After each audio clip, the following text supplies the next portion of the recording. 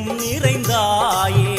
உன் திருநாமமே இங்கு பல கோடியே, அதில் எதை சொல்லி நான் அழைப்பேனோ. எல்லாம் வல்ல தாயே, எங்கும் நிறைந்தாயே. எல்லாம் வல்ல தாயே, எங்கும் நிறைந்தாயே.